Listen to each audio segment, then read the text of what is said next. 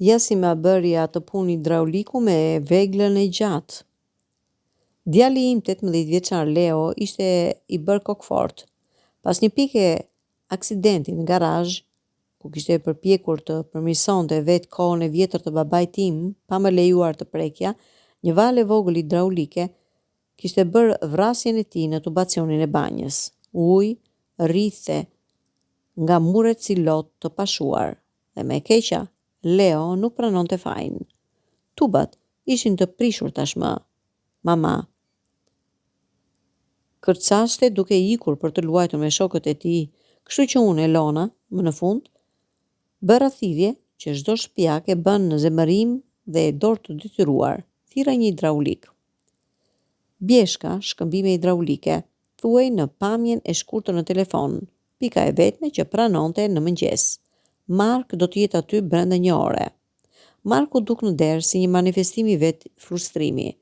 Në vend të një burri të moshuar, me një pantallon të varur, para meje qëndronte një djalë, ndoshta në të 30-tat e tij, me një trup të lartë dhe të fortë që mbushi plotësisht kornizën e derës. Mbante një bluzë të zezë të ngushtë të veshur, mbi një majic gri dhe logo të zbetë të një grupi rock dhe pantallona pune të zeza të veshura me një lloj grimsi që i jepte një cilësi të ashpër. Duart e tij, o Zot i madh, duart e tij ishin të mëdha, me damar të shquar dhe me një ose dy gjumë të errta nën gisht. Ishin duart që dinin punën. Ishte dëmtimi i shkarkuar nga zëvendësimi i vetë veglës, më pyeti me një zë të thellë dhe të qetë, ndërsa i shkova në banjo. U përpoqja të mos e shikoja kurrizin e gjerë dhe mënyrën se si pëlhura e pantallonave të tij tensionoi kur ai u ul për të ekzaminuar katastrofën. Fëmia im, thash, duke u përpjekur të mbaja një ton neutral. Ai mendon se është mekanik.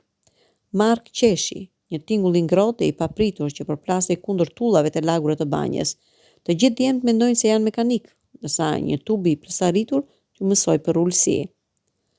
Ul me zgjidhje në dysheme dhe unë qëndrova në prag, duke u përpjekur të dukem si një mbikëqyrëse e dobishme dhe jo si një grua që kishte harruar se si dukeshin muskujt e një burri kur ata punonin.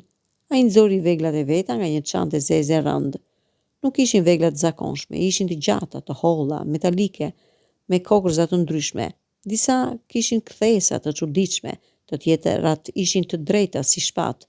I vështroi me kujdes. Zgjodhi njërën dhe filloi të punonte.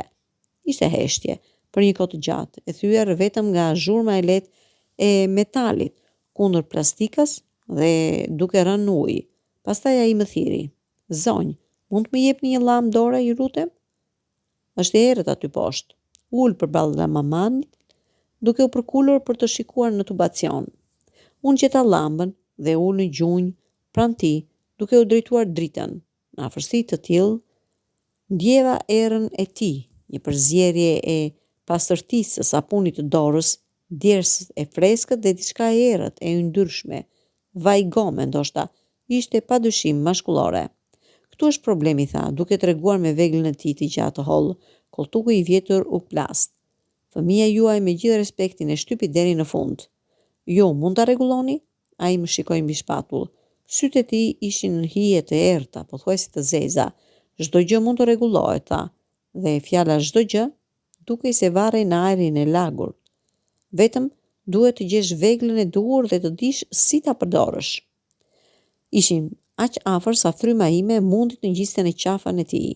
E ndjeva veten të skuqem. Ai u kthye në punë. Kjo ishte kur gjërat u bën të pazakonta. Vegla e tij e gjatë metalike, pasi u fut në tubacionin e ngushtë, duket se ngeci. Ai u përpoq të tërheq, por asgjë.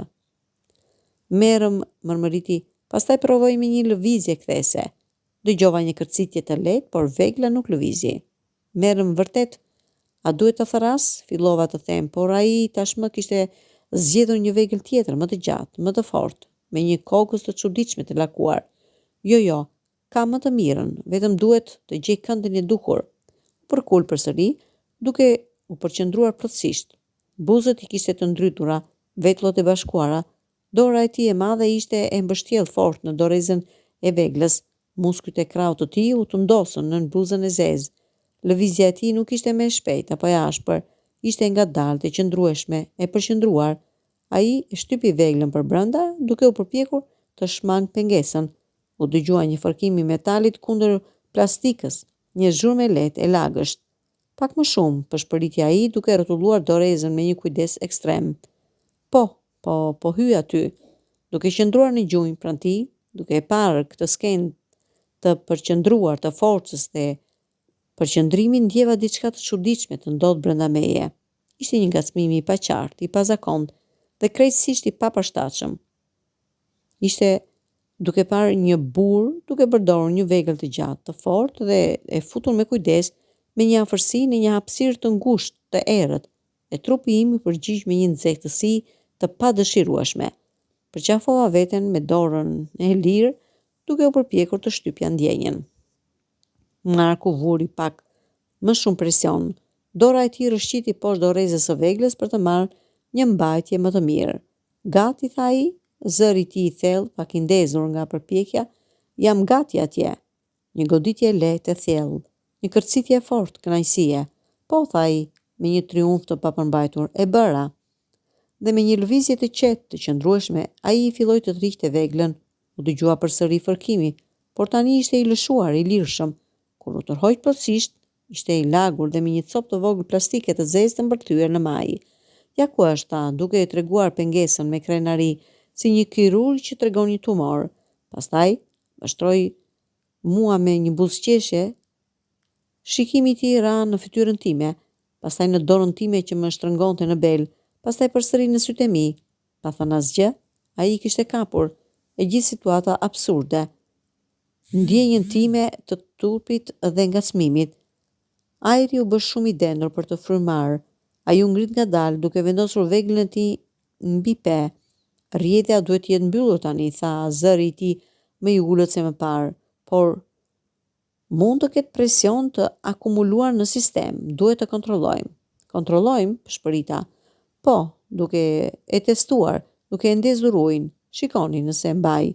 Ai nuk po fliste vetëm për tubat. Ishte një qëllim në sytë e tij të errët, një sfidë e heshtur. Mund të më ndiqni tek çezma kryesore? Është në Bodrum. Uji e mia në fytyrë u nisën. Nuk dija pse nuk po pranoja. Pse po e ndiqja atë poshtë shkallëve të errëta në Bodrum, në dritën e vetme të llambës së dorës. Çezma ishte në një qoshe të izoluar. Ai i arriti dhe vuri dorën mbi çelsin e madh prej bronci. Gati? Pyeti. Po, bëra me kokë, fjala duke mbetur e mbyllur në fyt. Ai e ktheu çelsin. Një përshpëritje thellë u përhap nëpër tuba në muret. Ai vazhdoi ta kthej ngadalë, duke rritur presionin. E ndjeni? Pyeti duke më vështruar. Tensionin? Si ndërtohet? Po, rëmova, e ndjej. Shumë presion mund të shkaktojë një rrjedhje të re, vazhdoi ai, duke e kthyer çelsin plotësisht tani. Zhurma u bë një gurgullim i thellë nëpër gjithë shtëpinë. Duhet të lirohet. Pa larguar dorën nga çezma, ai shtriu dorën tjetër dhe me një gisht preku lehtë qendrën e belit tim. Pikërisht aty ku kam ndjer atë ngacmim të parë. Ktu, tha. Nëse ka tension këtu, duhet të lirohet edhe ai, përndryshe do të plasaritet. Nuk isha më në Bodrum, isha diku tjetër, në një hapësirë të ndërtuar tërësisht nga zhurma e ujit dhe intensiteti i vështrimit të tij. Gishti i tij i vetëm, i vendosur mbi pëlhurën e bluzës sime, ndihej si maja e asaj vegle të gjatë metalike, precize, të vendosur të aftë. Si përshpërita veten time, duke tingëlluar si i huaj. Me veglën e duhur, përshpëriti ai i përgjigjen, duke u afruar, dhe me aftësinë e duhur. Dora e tij lirë ra mbi hijen time të fortë dhe vendosur, duke mos u nxitur, duke hyrë ngadalë për të gjetur rrjedhën dhe për ta mbyllur atë. Ai nuk më puthi. As nuk më zhveshi, thjesht më mbajti aty në errësirën e Bodrumit, me zhurmën e ujit, si një përmendore të rrjedhjes që po mbyllej, dhe me prekjen e tij të fortë, të sigurt, duke kërkuar tensionin në trupin tim dhe duke premtuar se mund ta lironte atë. Ishte më erotike se çdo prekje e zjarrt që kisha përjetuar në vite. Ishte premtimi i aftësisë, premtimi që çdo rrjedhje, çdo plasaritje mund të riparojë nëse dikush e di si ta bëj. Kur më në fund u largua dhe zhurma e ujit u bë e gurgullt e qetë e stabilizuar, ai më drejtoi sytë e tij të errët. Rrjedhja ishte mbyllur, tha. Sistemi është i qëndrueshëm, por ai heshti, duke lënë fjalën të varrej në ajër si tym. Ndonjëherë, një sistem i vjetër ka nevojë për një kontroll rutinë, për të parë nëse kanë shfaqur tensione të reja.